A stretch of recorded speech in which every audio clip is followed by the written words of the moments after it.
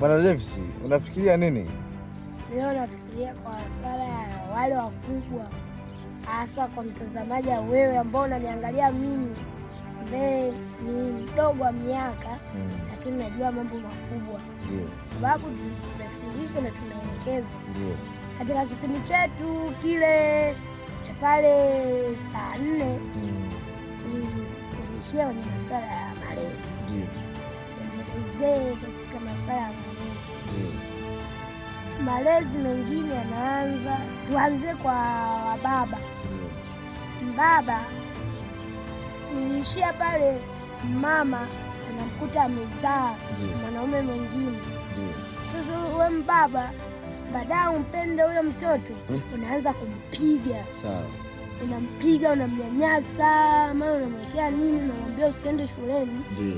Sijui hela nikute, usiende shuleni. Yaani ukiondoka hela ikipotea na wewe nakuua. Hiyo inakuwa sio vizuri. Ni sahihi. Mtoto anabaki anailinda na huku vipindi vinaendelea anakosa vipindi. Ndio. Mtoto hadi anakosa amani ya kusoma. Ndio. Anatamani aondoke, atoroke nyumbani kwao. Ndio.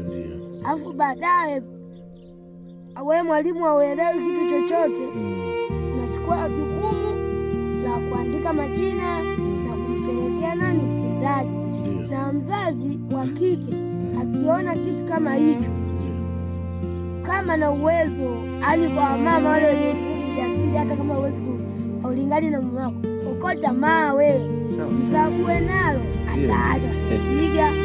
Alafu ukiona anaendelea, kimbia kwa mtendaji au kwa mwenyekiti. Sasa uone kama kumpiga mawe mzazi ni kosa?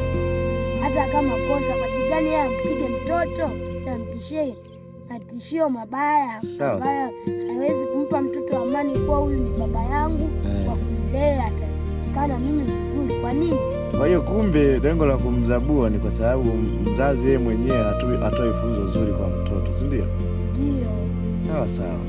Na twende kwa upande wa baba. Baba umezana mwanamke, kama mwanamke akafariki, basi kama mama wa kambo wewe unaondoka unaenda kutafuta chakula, mama wa kambo anamtesa mtoto wako. Ndio. Inakuwa haipendezi. Ni sahihi. Unamwacha mtoto wako, wewe unadhania kaenda shule, kumbe mtoto yupo nyumbani, anaambiwa nenda kale nenda kale kwenu na ukalale huko. Ukirudi anaanza kutembeleza mama ile soda. Ukiondoka tu na kuchaga anajitokeza. Hiyo haipendezi. Nikimishe hivi kwa ndugu wewe ambao unanitazama mimi sina sauti ya ukali ya kulalamika. Wewe kana tenchi siwezani mpaka mtu anikosee. Kwanza mimi moyo wangu hauwezaji kukingaga vitu. Ukitendea mabaya nakikaa naanza mengine anaondoka. Lakini tuendelee na swala letu pale. Wazazi, kama nyie wazazi ambao mnanitazama mimi ni mtoto wenu, hitimisho hili ni kuangalia madhara na faida. Faida ni nyingi, hasara ni chache. Lakini kwa wengine wanaona nikimpiga huyu mtoto nikamnyanyasa nitapata faida, lakini hasara na mtoto kufikia.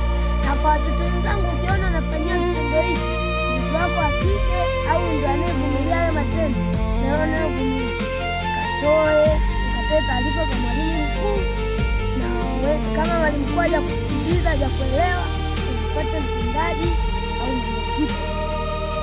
Na kwa wale wa baba, huyo msichana anayotenda hayo matendo hafai hata kuitwa mama, jina la mama halifai. Sahihi.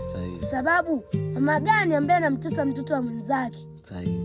Akati yeye ana jinsia ambayo yuko nayo, jinsia aliyokuwa nayo mwenzake.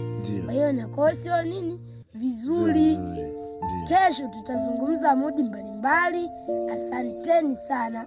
Mimi ni Kevin Davis Wycliffe, mtoto wa mjomba, napatikana katika kijiji cha Igunguli.